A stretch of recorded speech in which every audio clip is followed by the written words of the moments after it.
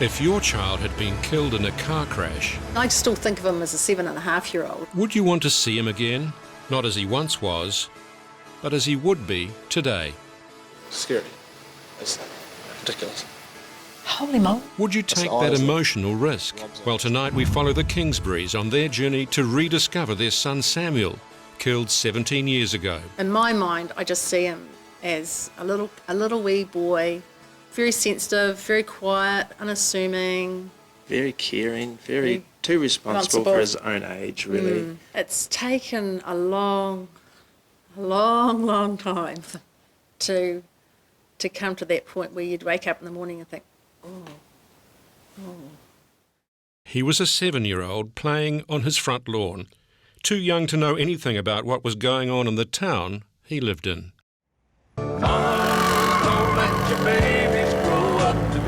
Gore 1998. The local sport, booze and cruise is in top gear.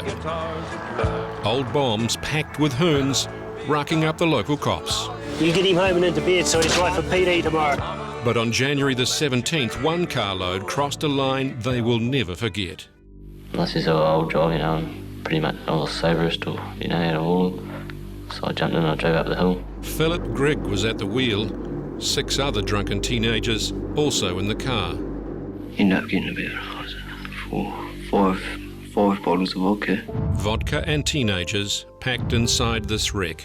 Philip was driving and he was doing heaps of skiddies and snakies on the road. Alcohol-addled, taking turns at the wheel.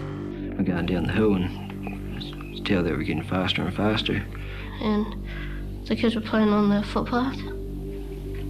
Yeah. Samuel was on his trike on our front section and Adam was coming. The boys had been playing on their trikes outside their house. You could hear it coming and you could hear the screech of the tyres, then the noise of the car going through the fence. Karen and Ian Kingsbury were inside. We rushed out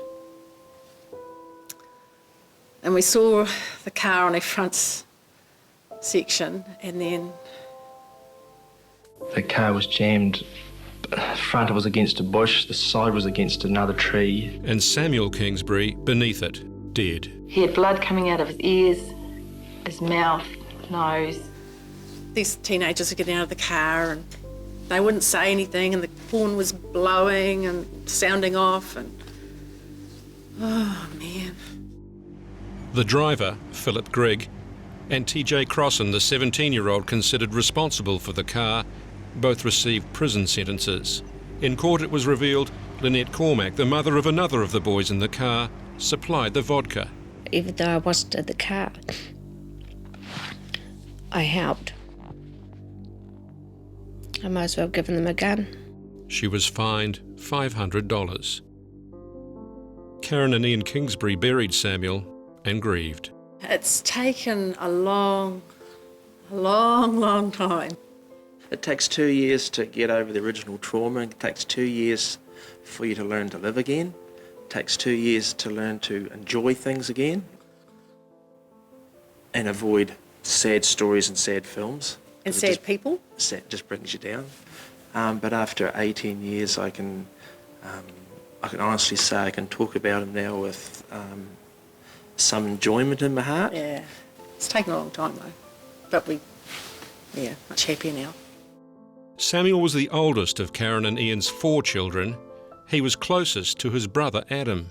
They were best mates, and they had spent a lot of time together, tree climbing, making huts, doing what boys do, hammering nails into bits of wood, making go-karts, pushing trikes around. So Adam will remember Samuel the most. Everywhere he went, I wanted to be there as well. His friends, I wanted to be my friends, and he was always the shy one, and I was always the loud one. So together we were quite a good wee pair. When Samuel died, Jack, the youngest of the Kingsbury children, wasn't even born. That's a crazy day. I can't imagine like a group from my year driving around with full bottles of vodka and then killing someone. Jack only knows Samuel as the 7-year-old in the photos. Yeah. killed by teenagers his age. And that's like, holy shit, what's happening here, eh? It's like, Since Samuel died, there have been big changes. Back in '98, you could drive an unwarranted, unregistered rust bucket around Gore until the cops confiscated the distributor cap. Today, it's much harder to get a licence. There are restrictions on driving hours for beginners, zero tolerance on drinking and driving for under 20s. Maybe Samuel's demise was a small turning point. While the Kingsburys have got on with their lives, they still believe there is much more that can be done to stop the killing. I think it's got a long way to go yet. I think the alcohol lobbying agencies are doing a great job of keeping alcohol to the forefront and promoting it. Now the Kingsburys want to be part of the solution, keeping road safety front and centre in every driver's mind. They're off to Wellington to see their dead son, as he would look if he was still alive. But you see, I still think of him as a 7.5-year-old. I don't see him as a soon-to-be 25-year-old.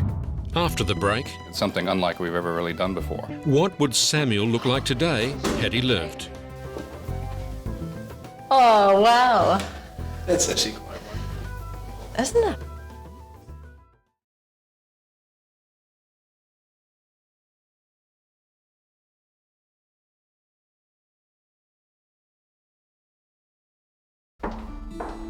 Ian and Karen Kingsbury have come to Wellington with their eldest son Adam to join 4 other families, all of whom have had a child killed in a road crash. Here they meet Duncan and Emma Woods, who lost their 4-year-old son Nyan 5 years ago. It's winter there. I want the deer. And again, hands down. I want the deer. Killed on the footpath when a 17-year-old boy racer lost control of his car. Nyan's older brother Jacob was seriously injured. Today Jacob, now 11, has joined his parents in a safety campaign to try and emphasise the human cost of road crashes. I think it's still every day. Like every day there's sort of a Nyan-shaped hole in our lives, and I don't think that does go away. So yeah, it's really hard to find a word to describe such a deep sense of loss and emptiness. I've been to the depths of despair, really. For me, it was probably 2 years of just felt like living in darkness, and sort of you slowly start to come out of it. Actually, the impact goes on throughout, our lives and probably into the next generation. What we hope is that it has people think about the impact of their driving and changes that attitude and saves lives. Thanks. There's plenty of detail in there, isn't there? It's really nice. Yeah. The campaign is being assisted by Weta Digital. They're creating images of road crash victims not as they were when they died, but as they would appear today had they not been killed in a road crash. It's something unlike we've ever really done before. It all starts out with a forensic artist's interpretation of Samuel. The forensic artist uses many of the same techniques developed by the FBI to portray wanted or missing persons. In Samuel's case, photos of his wider family were examined for both facial features and common traits to create a composite sketch. From this sketch, Weta began their interpretation.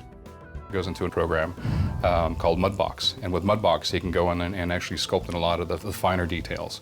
And that's basically how we get the basic shape of Samuel. This is just from the photo shoot. Gino Acevedo oversees the textures, skin coloration.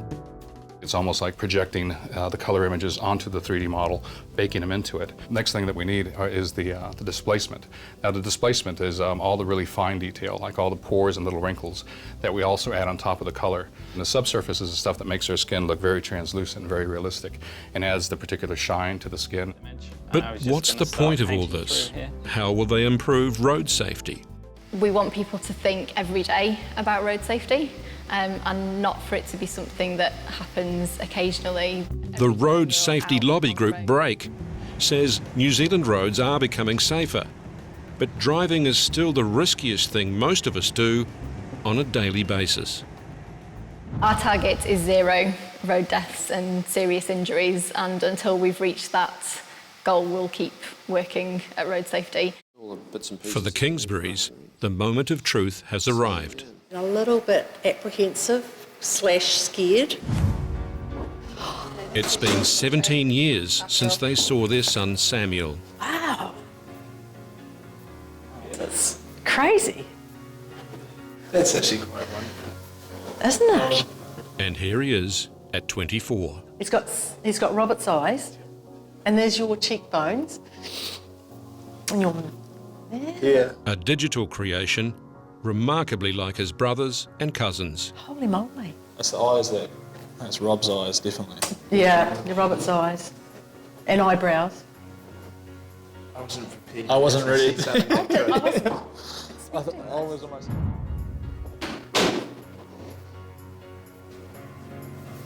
Whoa. What do you think? Weird. None of the families knew what to expect. Some were intrigued, others overwhelmed.